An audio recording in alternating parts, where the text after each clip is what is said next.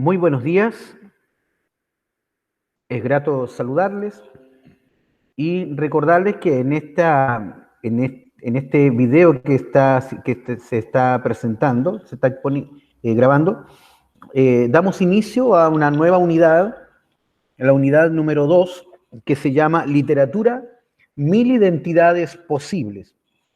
Y para ello necesitamos adentrarnos en la literatura y conocer y ampliar el concepto de la narrativa o también el género dramático, sus elementos, sus principales características.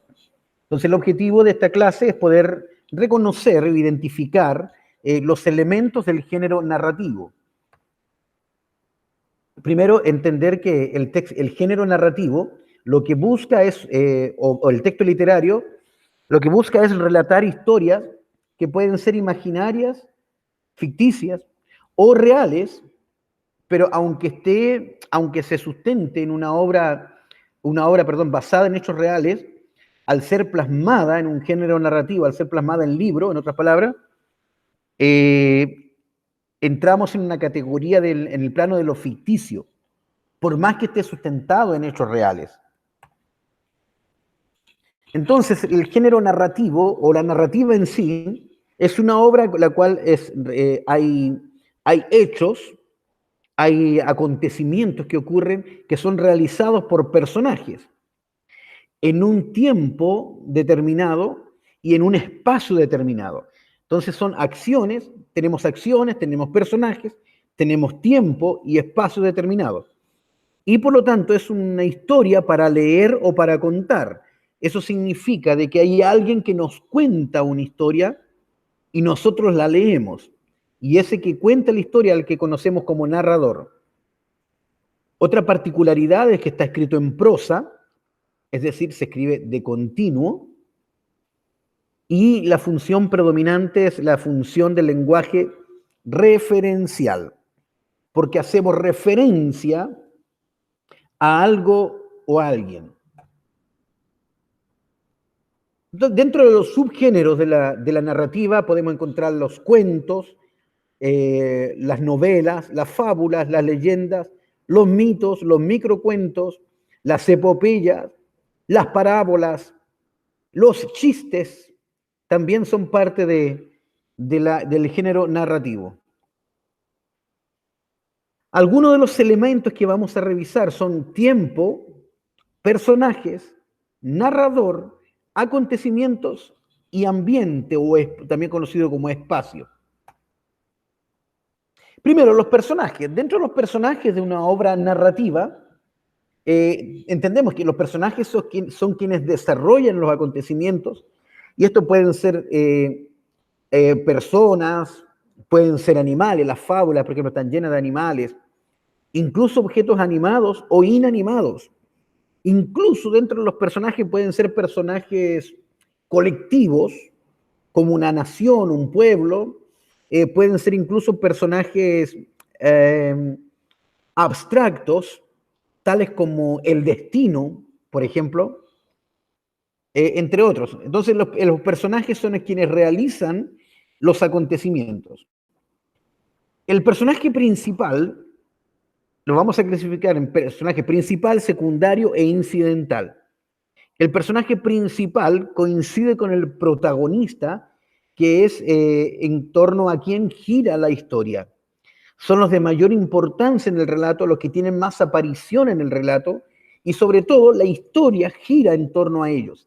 Se habla de ellos. Ellos son los que llevan y conducen el hilo de la historia que se cuenta o que se narra. También están los personajes secundarios, que son aquellos que acompañan al personaje principal, que colaboran al personaje principal. Ahora, sea este el principal, sea este el protagonista o el antagonista. El antagonista, por cierto, no necesariamente es como el malo de la película, sino que el antagonista es aquel que se opone a los propósitos del protagonista. No necesariamente es alguien malo. Y por otra parte, los personajes incidentales Son personajes que, aunque no tienen una presencia permanente en los hechos, o sea, no aparecen habitualmente, sino que aparecen en determinados momentos, pero son personajes que pueden marcar una obra. eh, no sé si vieron una película que se llama Hombre de Familia, de Nicolas Cage, en la cual es un empresario muy exitoso que por allí tiene un encuentro con un ángel que le da un giro a su vida y él se despierta con una vida totalmente distinta de ser un empresario famoso, accionista de la bolsa, de un gran empresario de Wall Street, a ser un vendedor de neumáticos. Entonces cambia su vida y hay un personaje que es incidental, que aparece solamente 2 veces en la película. Uno es cuando lo conduce hacia esa otra vida y luego cuando lo hace retornar a la vida inicial. Entonces ese personaje es incidental, solo aparece 2 veces, no es ni principal ni secundario. Entonces son personajes que tienen que estar para que la obra tenga sentido. En segundo lugar, hablamos de los ambientes, o también conocido como espacio. Puede ser el espacio físico en el cual transcurren los hechos, una escuela, una ciudad, un paisaje, el mar, en fin, el lugar donde ocurren los hechos físicamente hablando, en un castillo, en una casa. Entonces, todos esos son los personajes, perdón, los ambientes o espacios físicos. Por otro lado, también existe un ambiente psicológico, que es aquel que siente el personaje en algún momento de la historia. Si vieron la película Intensamente de Disney, me parece, se van a dar cuenta de que hay personajes, o sea, perdón, el espacio, más bien todo transcurre en la mente de una niña llamada Riley.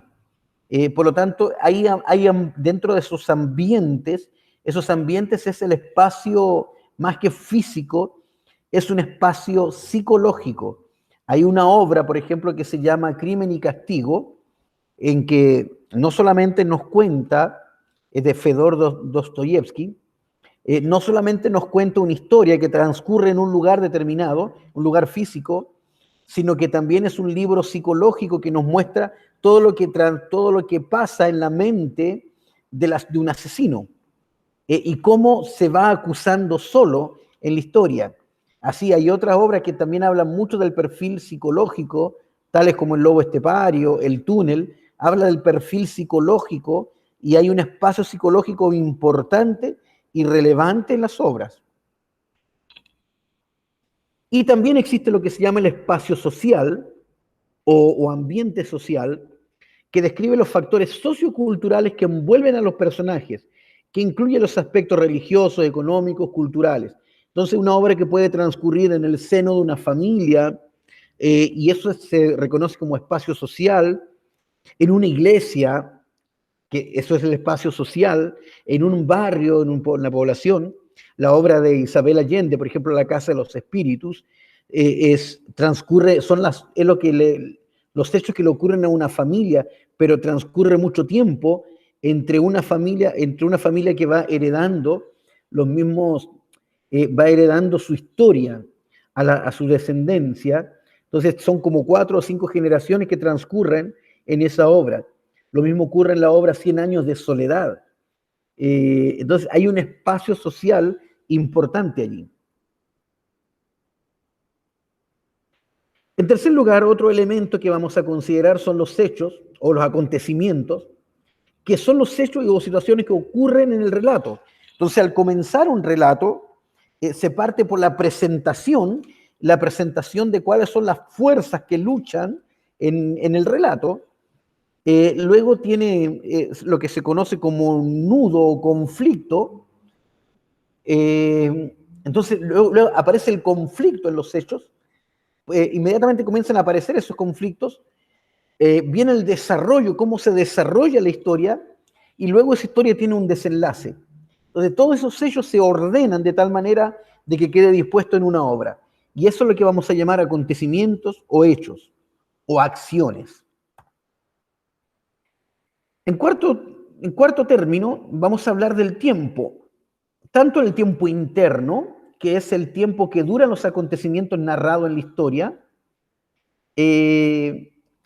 podría ser algo así como el tiempo cronológico, de donde empieza y donde termina la obra, pero también el tiempo externo, que es la época del momento en que se sitúa la narración. Es decir, a veces no siempre nos da, hay veces que el tiempo está determinado por la obra, dicen en tal día, tal fecha, o en tales momentos. En cambio, hay un tiempo externo que uno lo puede deducir, uno puede inferir a partir del ambiente, los personajes, las costumbres. Si es una obra que transcurre en una pirámide, posiblemente nos podríamos situar al Egipto antiguo. Si hay una obra que ocurre en un viaje a la luna, entonces ya lo situamos en nuestro tiempo. Cosas así. Aunque también debemos reconocer que existen dos clases de tiempos también, que lo vamos a clasificar como el tiempo de la historia, en los cuales toda historia tiene un principio y tiene un final.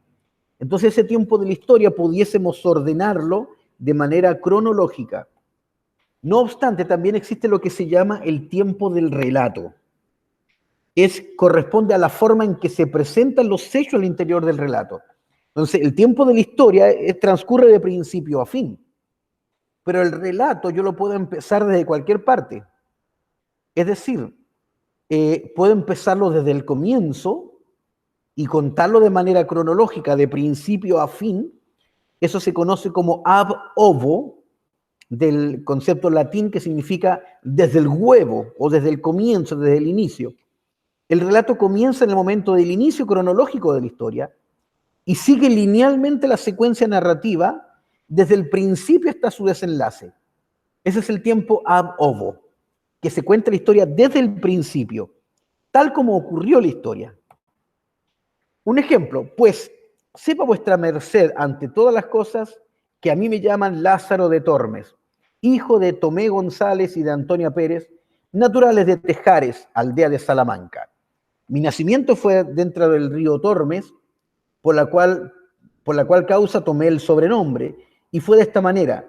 Mi padre, que Dios perdone, tenía cargo de proveer una molienda de una aceña que está a ribera de aquel río, en la cual fue molinero más de 15 años. Y estando mi madre una noche en la aceña, preñada de mí, tomóle el parto y parióme allí. De manera que con verdad me puedo decir, nacido en el río. Entonces, fija, cuenta la historia desde el principio. Él cuenta su propia historia, pero desde el principio, de cómo comienza todo. También existe otro tiempo, otra clase de tiempo que se conoce como in media res, o podría decir, desde la mitad de la cabeza se llama, se traduce así.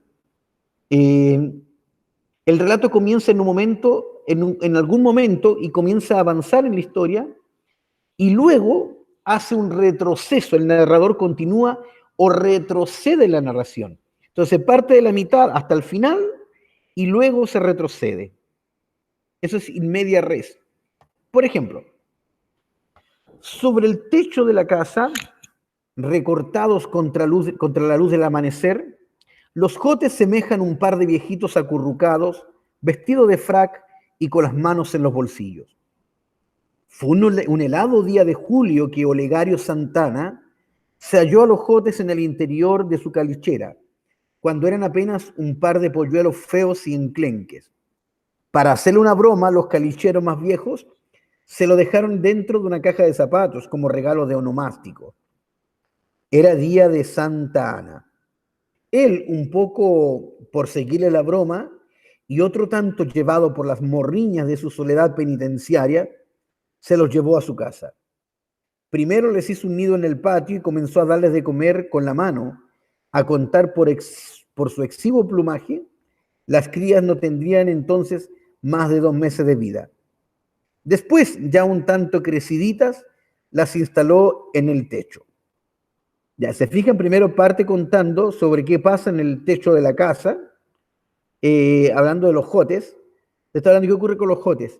Y luego, después de estar hablando de los jotes, vuelve atrás al inicio, cómo surgió la historia de los jotes. Y hay otro, perdón, me salté.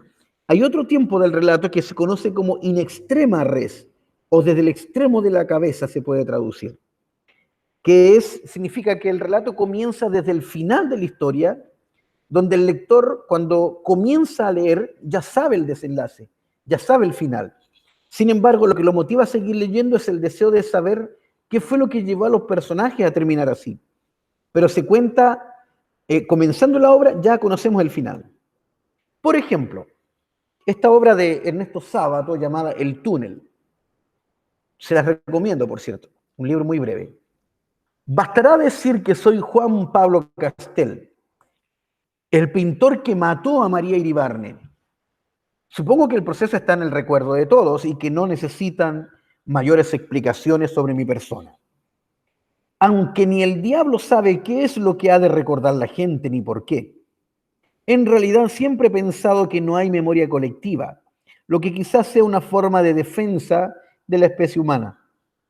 Tal vez, pero la frase, todo el tiempo pasado fue mejor, no indica que antes sucedieran menos cosas malas, sino que felizmente la gente las echa en el olvido. Desde luego, semejante frase no tiene validez universal. Yo, por ejemplo, me caracterizo por recordar preferentemente los hechos malos, y así casi podría decir que todo tiempo pasado fue peor, si no fuera porque el presente me parece tan horrible como el pasado.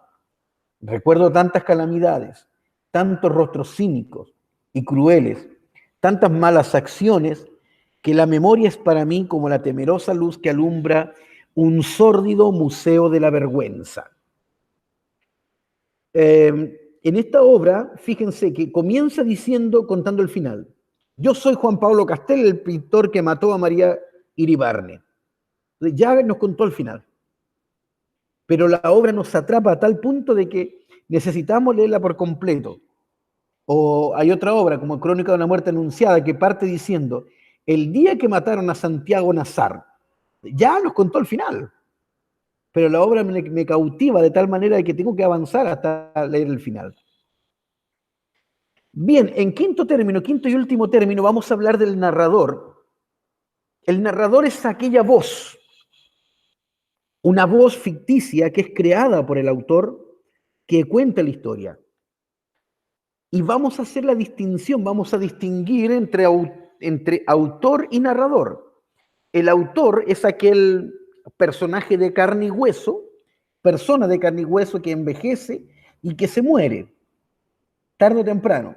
En cambio, el narrador siempre es el mismo, el narrador siempre tiene la misma edad, no envejece y el narrador no muere nunca. Cada vez que leemos una obra, hablamos o dialogamos con el narrador, que es quien nos cuenta una historia.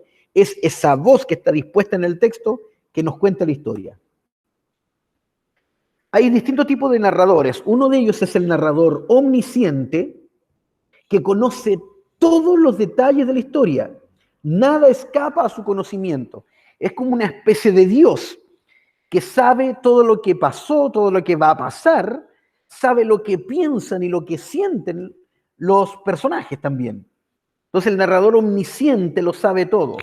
Omni significa todo y scientis viene de conocimiento. Entonces el narrador omnisciente lo conoce todo lo que ocurre en la obra. Un ejemplo, el día en que lo iban a matar, Santiago Nazar se levantó a las 5:30 de la mañana para esperar el buque en que llegaba el obispo. Había soñado que atravesaba un bosque de higuerones donde caía una llovizna tierna y por un instante fue feliz en el sueño, pero al despertar se sintió por completo salpicado de cagada de pájaros. Entonces, en otras palabras, el narrador, de Crónica de una muerte anunciada, que se lo señalé hace un instante, el narrador ya sabe lo que él piensa, lo que él va a hacer, hasta lo que soñó lo conoce el narrador omnisciente. En cambio, existe también el narrador objetivo, que él también nos cuenta, pero solo aquello que puede observar. No entrega mayores detalles al lector. Entonces también es un pequeño Dios que está como que observa desde fuera del relato, pero no sabe lo que están pensando o lo que están sintiendo los personajes. Tampoco conoce el futuro. En otras palabras, conoce solo lo que ve, lo que está a la vista. Como por ejemplo, en esta obra dice así: la campanilla que estaba colgada en el extremo superior de la puerta sonó, como cada vez que entraba un nuevo cliente. La mujer saludó con una sonrisa y fue directo a la estantería en la que se ubicaban las novelas clásicas. Mientras sujetaba unas carpetas con su mano izquierda, con su dedo índice derecho fue repasando los libros uno por uno. Por momentos se inclinaba su cabeza para poder leer sus lomos. Estuvo un buen rato allí, sacando y hojeando varios ejemplares, hasta que se decidió por uno. Era el segundo tomo de En busca del tiempo perdido de Marcel Proust. Le pagó al señor que fumaba una pipa detrás de un viejo escritorio y se fue directo al café de la esquina. Pidió un expreso y se quedó leyendo hasta que las luces de la calle se encendieron. Entonces se dan cuenta de que todo esto lo puede contar cualquier persona que ve los hechos. El narrador no sabe lo que está pensando. También existe el narrador protagonista, que está dentro del relato y es alguien que cuenta su propia historia en primera persona. Alguien que no solo está allí, sino que cuenta su propia verdad. Aquí viene el ejemplo. Me sentí orgullosa. Por primera vez en mi vida me sentí orgullosa al ver cómo aquel paciente al que nadie le tenía fe cuando llegó a la clínica, al que todos daban por muerto, abandonaba el edificio por sus propios medios. Y sabía que a partir de ese día él iba a poder llevar una vida normal, como la que tenía antes de haber llegado a este lugar. Recuerdo la emoción de su esposa, la alegría con la que sus hijos lo abrazaron y sentí que valía la pena.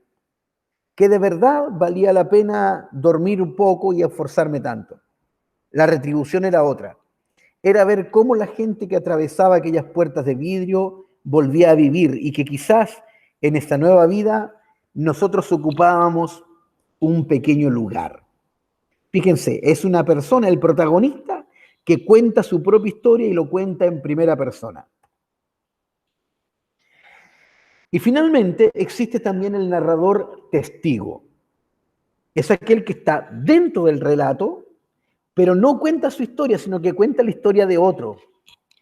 Porque el narrador testigo cuenta los hechos que ha presenciado desde su perspectiva, ya que cuenta la historia de otro. Como por ejemplo, el sonido de un tenedor golpeándose contra el plato interrumpió nuestra conversación. Giramos nuestras cabezas para ver qué ocurría con aquella parejita que hacía rato estaba discutiendo. A los pocos segundos volvimos a lo nuestro, tratando de desoír la pelea de aquellos dos, aunque resultaba casi imposible. La discusión iba increciendo.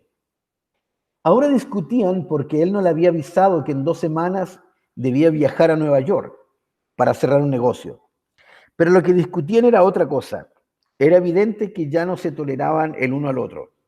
Mientras tanto, ella estrujaba la servilleta y él trataba de terminar el plato que ya se había enfriado. Entonces este narrador está dentro de la historia, pero él está contando la historia de otro. Bien, y con esta explicación, que espero que le haya sido útil, les invito a que puedan responder la guía que se adjunta con este video y, como les decía, esperando que les pueda ser de mucha utilidad.